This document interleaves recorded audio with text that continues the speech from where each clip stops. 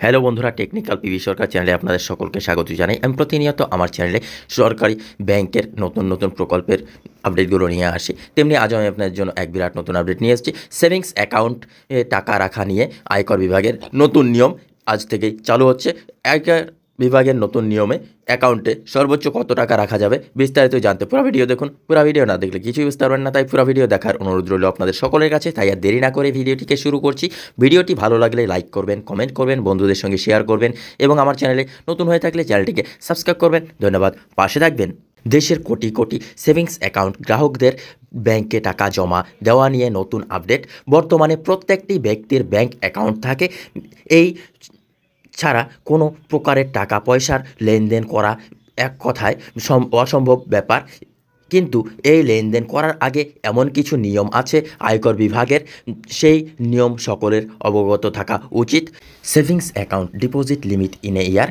ব্যাংকে তো টাকা রাখছেন এবং সেই টাকা প্রয়োজন মতো তুলছেন, কিন্তু ব্যাংকে কত টাকা পর্যন্ত আপনি একদিনে লেনদেন করতে পারবেন, এছাড়া একটি আর্থিক বছরে আপনি ব্যাংকে কত টাকা রাখতে পারবেন সে বিষয়ে কি জানা আছে? সম্প্রতি আয়কর বিভাগ ব্যাংকের এই লেনদেন সংক্রান্ত বিষয়ে সতর্কতা জারি করেছে।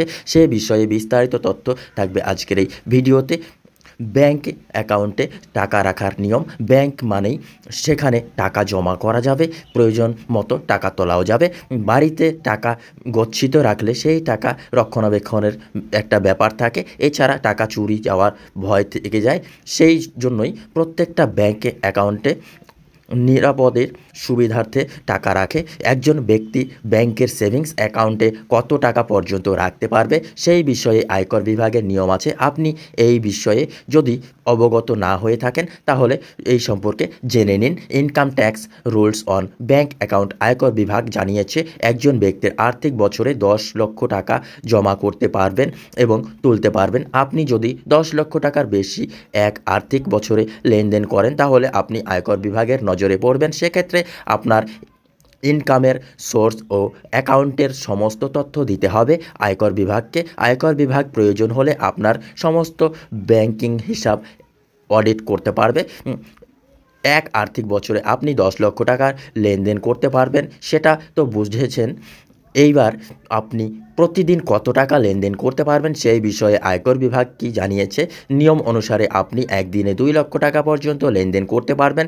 এর বেশি লেনদেন করলেও আপনি আয়কর বিভাগের নজরে পড়বেন। আপনি ব্যাংকে কত টাকা রাখছেন, কত টাকা তুলছেন সেই সমস্ত কার্যকলাপের তথ্য আয়কর বিভাগের কাছে থাকে।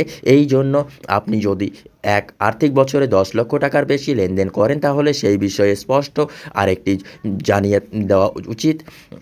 এছাড়া আপনি যখন একদিনে 50,000 বা তার বেশি টাকা লেনদেন ব্যাংকে নগদ রাখতে যাবেন তখনও আপনাকে নিজের প্যান কার্ড দেখাতে হয় ব্যাংকিং আধিকারিককে। আয়কর বিভাগ ব্যাংকের ক্ষেত্রে বিভিন্ন নিয়ম রাখেন, এই নিয়মটি তাদের মধ্যে অন্যতম। তাই আপনি যদি এক আর্থিক বছরে 10 লক্ষ টাকার বেশি লেনদেন করেন কিংবা আপনার বাড়িতে আয়কর বিভাগ হানা দেয় তাহলে কোনোভাবেই ঘাবড়ে যাবেন না, শান্ত মাথায় ব্যাপারকে হ্যান্ডেল করবেন এবং আপনার যাবতীয় ইনকাম সোর্স এবং নগদ অর্থ কিভাবে কোথা থেকে আসছে সেই সমস্ত বিষয়ে স্পষ্ট ধারণা দেওয়ার চেষ্টা করবেন আয়কর বিভাগকে। আপনার ইনকাম রাস্তা যদি সঠিক হয় এবং আর্থিক লেনদেন থেকে শুরু করে সব কিছু যদি সঠিক থাকে তাহলে আপনার কোনো রকম চিন্তার কারণ নেই। ব্যাংকিং লেনদেন সম্পর্কিত নিয়ম মেনে লেনদেন করুন, তাহলে আপনার কোনো রকম ঝুঁকির সম্ভাবনা থাকবে না। আর একজন ব্যক্তির একাধিক সেভিংস অ্যাকাউন্ট থাকলেও এই একই নিয়ম লাগু হবে। বন্ধুরা, এই ছিল আজকের আপডেট।